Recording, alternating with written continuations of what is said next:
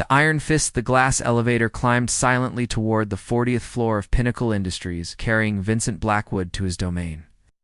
At 42, he commanded respect through fear alone, his steel-gray eyes and sharp jawline giving him the appearance of a predator surveying his territory. The mahogany-paneled executive floor reflected his personality perfectly, cold, imposing, and designed to intimidate.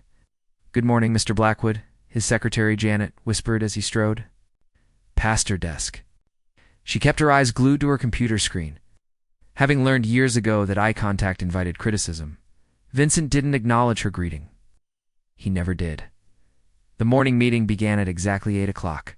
23 department heads sat rigidly around the polished conference table, tablets and notebooks arranged with military precision. The room's atmosphere was suffocating, thick with anxiety and suppressed resentment. "The quarterly reports are pathetic," Vincent began, his voice cutting through the silence like a blade. He tossed a stack of papers onto the table with deliberate force. "Marketing is down 12%. Research and development has produced nothing innovative, and our client retention rate is embarrassing." His gaze swept across the room like a searchlight, pausing on each face to catalog their fear. "Thomas, your team's campaign for the Henderson account was uninspired garbage.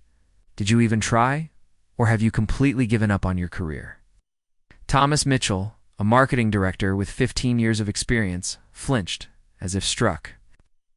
Face flushed red, but he remained silent, knowing that any defense would only fuel Vincent's rage. And Patricia Vincent continued, turning his attention to the head of human resources. "Explain to me why we're still bleeding talent. Are you actively trying to destroy this company's workforce, or is incompetence just your natural state?" Patricia's hands trembled slightly as she attempted to respond, but Vincent had already moved on to his next victim, in the back corner of the room. Zara Chen observed the systematic destruction of human dignity with growing disgust. At 24, she was completing her final semester at MIT while interning in Pinnacle's engineering division. Her dark hair was pulled back in a practical ponytail, and her intelligent brown eyes missed nothing. Unlike the seasoned executives, who had learned to accept Vincent's cruelty as inevitable, Zara saw it for what it truly was: the behavior of a deeply insecure man who had confused fear with respect, dominance with leadership. She had been at Pinnacle for 6 weeks, long enough to witness the daily ritual of humiliation that Vincent called management. She'd watched brilliant people reduced to nervous shadows of themselves, seen innovation stifled by terror, and observed the slow poisoning of what could have been an extraordinary company. "Jenkins," Vincent's voice cracked like a whip, making everyone in the room jump. "Your development timeline for the Morrison project is completely unrealistic. Are you deliberately setting us up for failure?" David Jenkins, a soft-spoken engineer in his 50s, had the misfortune of sitting directly across from Vincent. "Sir, if we could discuss the technical challenges, I don't want to hear excuses." Vincent snarled, leaning forward like a cobra preparing to strike. "I want results. If you can't deliver them, perhaps it's time to find someone who can." The threat hung in the air like poison gas. David's face went pale, and Zara could see his hands shaking as he gripped his pen. This man had a family, a mortgage, and 30 years of experience, but in Vincent's world, none of that mattered. As the meeting continued, Zara made careful mental notes. She documented not just Vincent's words, but the reactions they provoked, the way productivity seemed to decrease with each insult, how creative thinking shut down under the weight of fear, and how the most talented employees were beginning to quietly update their resumes. When the meeting finally ended, the executives filed out like survivors of a natural disaster. Vincent remained behind, studying reports with the satisfied expression of a general surveying a conquered battlefield. Zara lingered, pretending to organize her notes while actually studying the man who had turned leadership into tyranny. Vincent Blackwood was brilliant, she had to admit that. His strategic mind was sharp as a razor, and his business instincts were nearly flawless.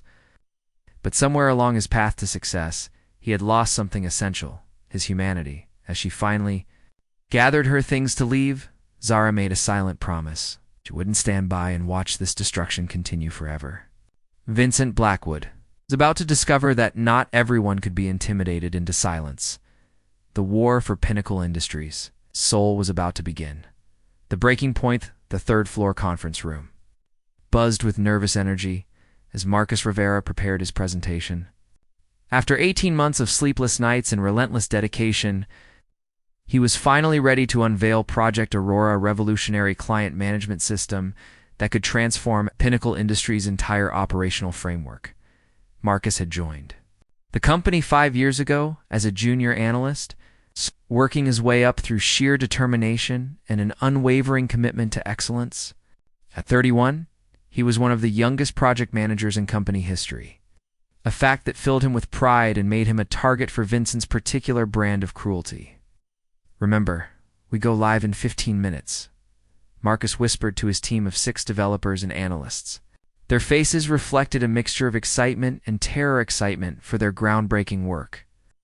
Terror at the prospect of presenting it to Vincent Blackwood, Zara entered the room quietly, officially there to observe as part of her engineering rotation, but truly present to witness what she suspected would be another display of Vincent's toxic leadership. She had spent the past 2 weeks researching Marcus's project and was genuinely impressed by its innovation and potential impact. The presentation began flawlessly. Marcus's voice was steady and confident as he walked through the system's architecture, demonstrating how Aurora could streamline client interactions, reduce response times by 40%, and generate an estimated $12 million in additional revenue over the next 3 years. Vincent sat at the head of the table, expression unreadable as cold marble. His fingers drummed against the polished surface in a rhythm that made everyone else unconsciously tense their shoulders. "The beta testing results show remarkable improvement across all metrics," Marcus continued, his enthusiasm building as he reached the most impressive data. "Client satisfaction scores increased by 37%, and our response accuracy improved by stop." Vincent's voice cut through the presentation like a scythe through wheat. The room fell deadly silent. Marcus's hand froze on his laptop, the cursor blinking innocuously over a minor typo in the corner of slide 23 implementation spelled as implementain. Vincent rose slowly from his chair, his movements predatory and deliberate. "Mr. Rivera, in your 18 months of preparation, did no one on your supposedly brilliant team notice that you can't spell a basic word correctly?" Marcus's face flushed as he followed Vincent's pointing finger to the error. "Sir, it's just a small typo. The data and the system itself are a small typo." Vincent's voice rose to a roar that seemed to shake the walls. "You're asking me to invest millions of dollars in a project led by someone who can't proofread a simple presentation. If you can't manage basic attention to detail, how can I trust you with complex system architecture?" The injustice of the moment hit Zara like a physical blow. Here was a brilliant man who had created something genuinely revolutionary, being destroyed over a single letter. She watched Marcus's confidence crumble in real time, saw the light in his eyes dim as Vincent continued his verbal assault. "Your entire team should be embarrassed," Vincent continued, his voice dripping with contempt. 18 months of work, and this is what you deliver? Sloppy, unprofessional garbage that reflects poorly on every person in this room?" Marcus's teammate, Jessica Park, tried to speak up. "Mr. Blackwood, if you look at the actual results, did I ask for your opinion, Park?" Vincent whirled on her with the fury of a hurricane. "Your job is to catch these mistakes, not make excuses for them. Clearly you're as incompetent as your—" Team leader Zara felt something snap inside her chest.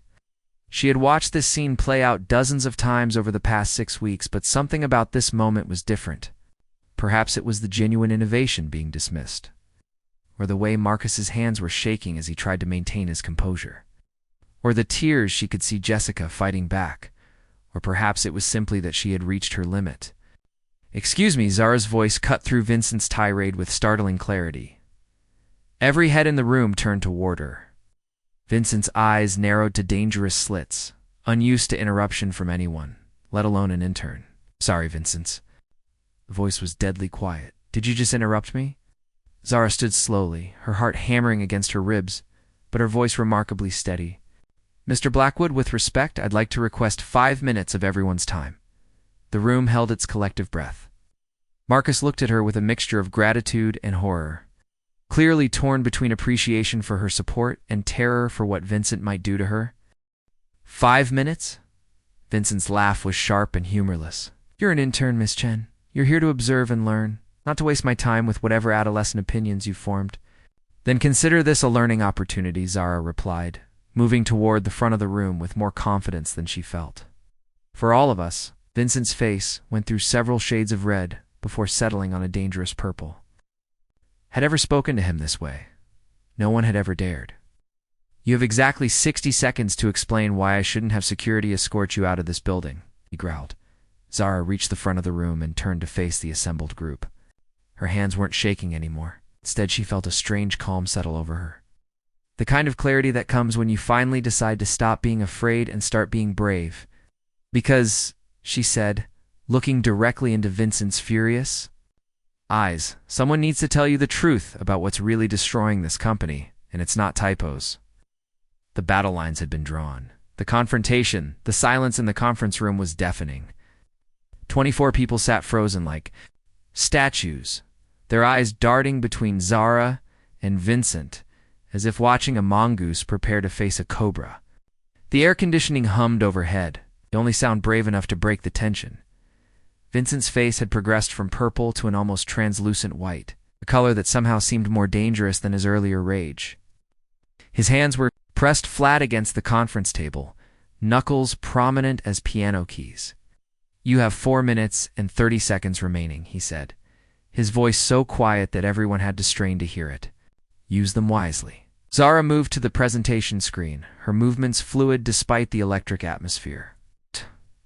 She had spent weeks preparing for this moment without knowing it, collecting data, observing patterns, and building an irrefutable case. Project. Aurora represents exactly the kind of innovation Pinnacle Industries needs, she began, her voice clear and professional. But it's dying in this room, suffocated by a leadership style that prioritizes fear over results. She gestured toward Marcus, whose presentation laptop still displayed the offending slide.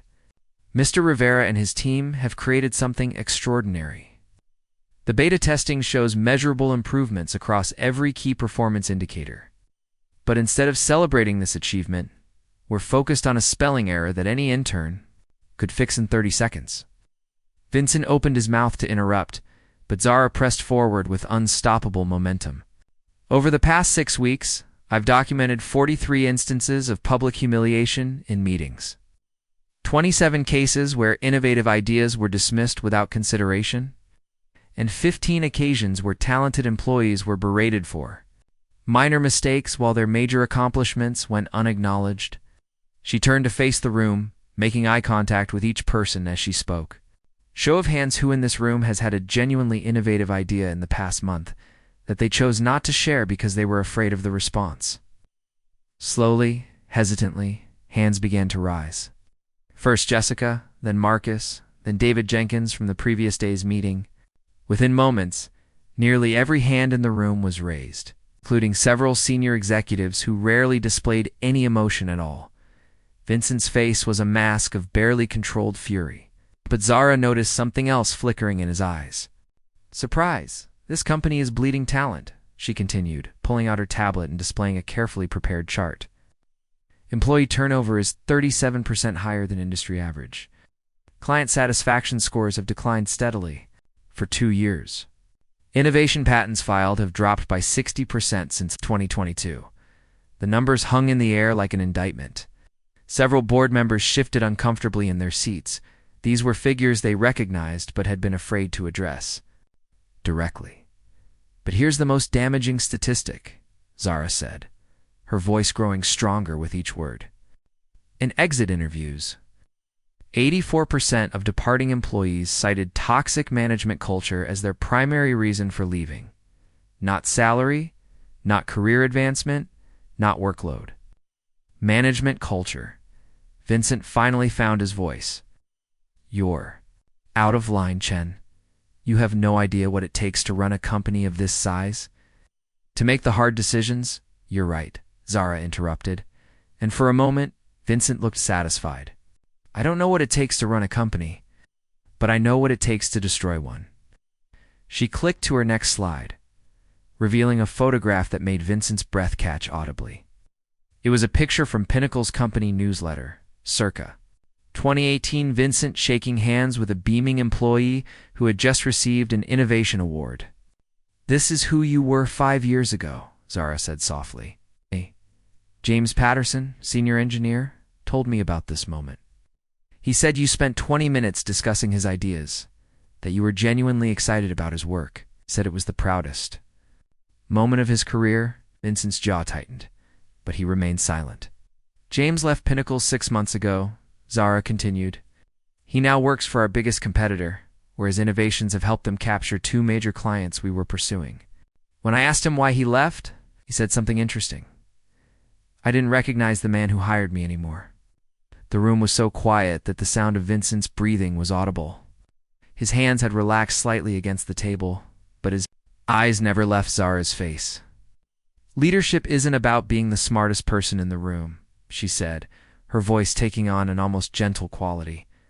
"It's about making everyone else feel smart. It's not about having power over people.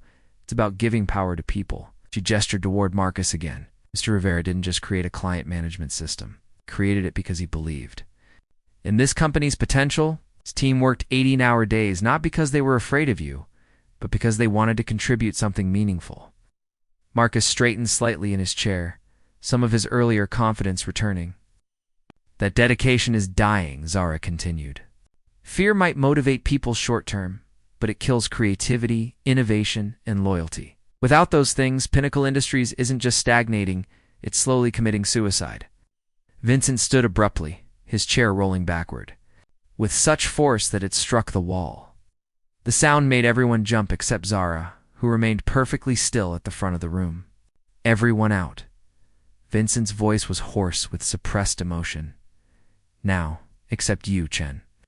The exodus was swift but orderly, 23 people filing out like survivors fleeing a disaster zone. Marcus paused at the door, catching Zara's eye. With an expression of profound gratitude, mixed with concern for her safety, when the door clicked shut, Vincent and Zara were alone. "You have no idea what you've just done," Vincent said, but his voice lacked its earlier venom. Instead, it sounded tired, almost hollow. "I've told the truth," Zara replied simply. "The question is, what are you going to do with it?" For the first time in 5 years, Vincent Blackwood had no immediate answer. The conference room felt cavernous with just the 2 of them inside. Vincent stood with his back to Zara, staring out the floor-to-ceiling windows at the city sprawling 40 floors below. His reflection in the glass looked older than his 42 years, lines of stress and anger etched deep around his eyes. "You think you know me," he said finally, his voice barely above a whisper. "You think you understand what it takes to build something from nothing." Zara remained near the presentation screen, giving him space but not backing down. "I know you built Pinnacle from a 2-person startup in your garage. I know you mortgaged your house 3 times to keep it afloat. I know you haven't taken a real vacation in 8 years." Vincent's shoulders tensed. "You've done your homework." "I've tried to understand how someone who once inspired such loyalty became someone people fear," Zara said carefully. "The early employees I spoke with, the ones who are still here, they remember a different version of you." "The early employees?" Vincent laughed bitterly, still facing the window. "You mean the ones who nearly destroyed everything I worked?" For he turned slowly, and Zara was startled by the raw pain in his eyes. This wasn't the cold, calculating CEO she had observed for weeks. This was someone wounded, someone who had been carrying invisible scars for years. "Do you know about Rachel Morrison?" Vincent asked, moving to the conference table and gripping the back of his chair like an anchor. Zara shook her head. "She was my business partner, my best friend since college. Brilliant marketing mind, creative vision that complemented my operational focus perfectly." Vincent's voice grew distant, lost in memory. "We started Pinnacle together, split everything 50-50. I trusted her completely." He pulled out his chair and sat down heavily, suddenly looking exhausted. 3 years ago, when we landed the Henderson account tower, biggest contract ever, I discovered she had been embezzling funds for 18 months. $700,000 siphoned. off through fake vendor accounts. Vincent's hands clenched into fists on the table. She was using it to fund a competing company with 2 other employees I had mentored personally. Zara felt her chest tighten. Vincent, I'm sorry. I had no idea. The betrayal nearly destroyed Pinnacle, he continued, as if she hadn't spoken. We lost the Henderson account when the scandal broke. Had to lay off 30% of our workforce. Employees I had hired personally, people who had families, mortgages, dreams tied to this company. He looked up at her then, and she could see the moment that had changed him written across his features, like a scar. I swore it would never happen. Again, never again would I let trust blind me to incompetence or disloyalty. Never again would I let sentiment override business sense. His voice hardened. I rebuilt this company on discipline, accountability, and results. Nothing else matters. But you rebuilt it without joy, Zara said softly, without trust, without the very things that made people want to work with you in the first place. Hey. Vincent's laugh was sharp and humorless. Joy doesn't pay salaries. Trust doesn't protect against embezzlement. Results do. Zara moved closer, pulling out a chair across from him. You're right about one thing, results matter. But you're getting worse results now than you did before Rachel's betrayal. She pulled out her tablet again, but this time her movements were gentler, less confrontational. Vincent, look at these numbers. Really look at them. She showed him a graph comparing Pinnacle's performance metrics from 2021, the year after. The scandal to the present day, the year after Rachel left. When you first implemented stricter management policies, productivity actually increased. Employee satisfaction dropped, but output went up. You were right to make changes, Vincent. Leaned forward, studying the data with the focus of someone who had built his career on understanding numbers. But look what happened next, Zara continued, sliding her finger along the declining curve. As the fear-based culture became entrenched, innovation started dropping. Employee engagement plummeted. And now, 3 years later, your actual results are worse than they were during the scandal. The data was irrefutable. Ow. Vincent stared at it for long moments, his analytical mind processing implications he had been too emotionally invested to see. You protected Pinnacle from another Rachel, Zara said quietly. But you also protected it from another Vincent, the Vincent who inspired people, who collaborated, who trusted his team enough to let them surprise him. That Vincent was naive, he said, but his voice lacked conviction. That Vincent built something worth stealing, Zara countered. The question is, do you want to spend the rest of your career protecting Pinnacle from threats that might never come? Or do you want to build something so strong and innovative that competition becomes irrelevant?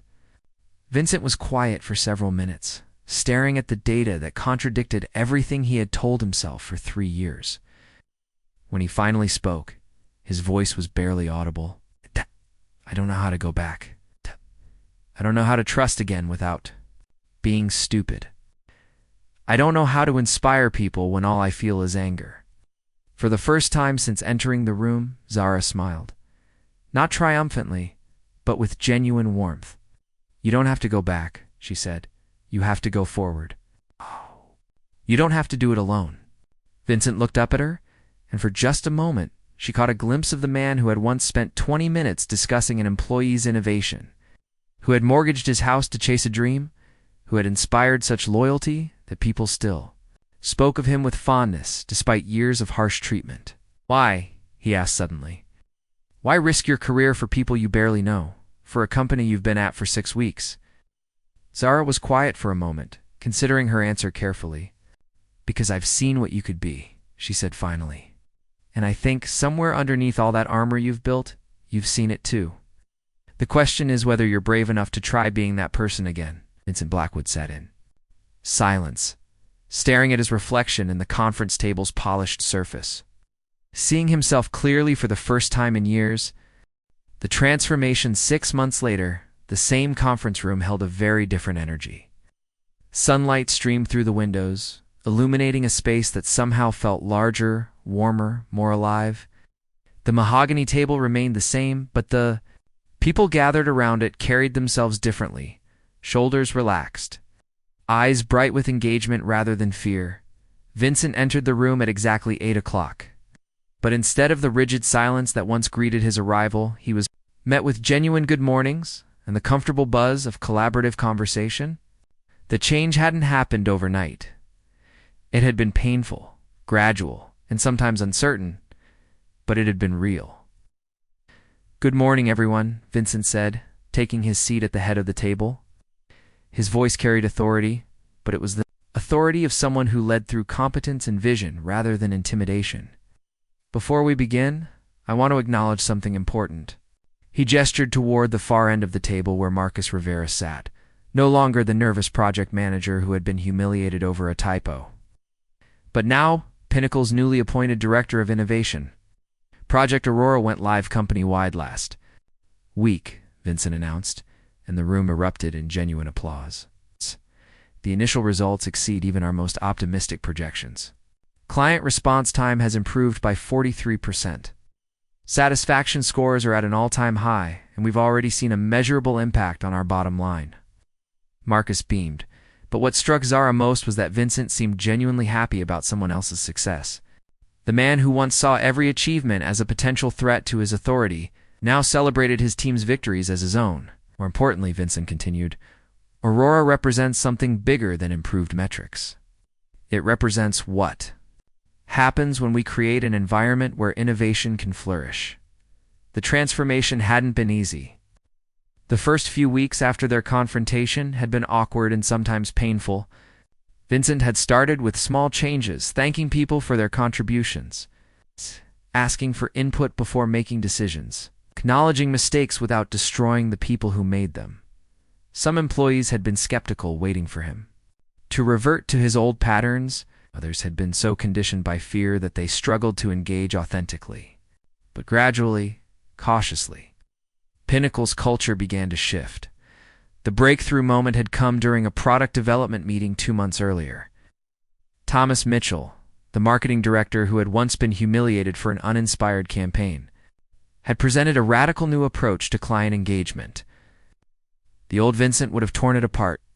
Instead, Vincent had listened, asked thoughtful questions, and then asked the question that changed everything. What do you need from me to make this successful? Word of that moment had spread through the company like wildfire. Vincent Blackwood had asked what he could do for his team rather than demanding what they could do for him. Now, Vincent said, bringing Zara's attention back to the present meeting, I want to discuss our expansion into the European market. But before I share my thoughts, I'd like to hear from each department about potential opportunities and challenges. Followed was remarkable, not because the ideas were revolutionary, but because they were shared freely, built upon collaboratively, and received with genuine interest. People interrupted each other with enthusiasm rather than fear, built on each other's concepts rather than competing for attention. Jessica Park, Marcus's former teammate, presented data on European regulatory requirements. David Jenkins suggested modifications to their development timeline to accommodate international standards. Even Thomas offered creative marketing strategies that acknowledged cultural differences across target markets. Vincent listened to it all, taking notes, asking, clarifying questions, and weaving the various perspectives into a cohesive strategy. He had learned to see his role not as the sole source of wisdom, but as the conductor of an orchestra of expertise. These are excellent insights, Vincent said as the discussion wound down. Jessica, I'd like you to lead a task force on regulatory compliance. David, can your team develop a phased implementation timeline? Thomas, let's schedule time next week to dive deeper into your regional marketing concepts. As assignments were distributed and next steps planned, Zara observed the man Vincent had become. He was still demanding, still held high standards, still made tough decisions. But his strength now came from confidence rather than insecurity, from vision rather than control. After the meeting ended and most people had filed out, Vincent approached Zara's seat near the back of the room. Walk with me? He asked. They strolled through Pinnacle's hallways, past open office spaces where people worked with focused energy rather than anxious desperation. The building felt different, to more collaborative, more innovative, more human. Owe you an apology, Vincent said as they reached his office. Not just for that day 6 months ago, but for taking so long to see what was right in front of me. Zara shook her head. You don't owe me anything. You did the hard work of changing. I owe you everything, Vincent insisted, settling into his chair, the same imposing leather throne, but somehow it seemed less fortress-like now. You gave me something I thought I'd lost forever, the courage to be vulnerable.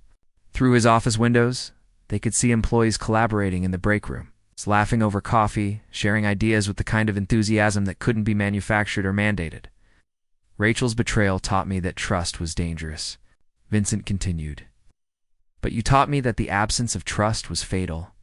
A leader who trusts no one is a leader no one follows. And now? Zara asked. Vincent smiled a real smile, warm and genuine. Now I'm learning that leadership isn't about being invulnerable.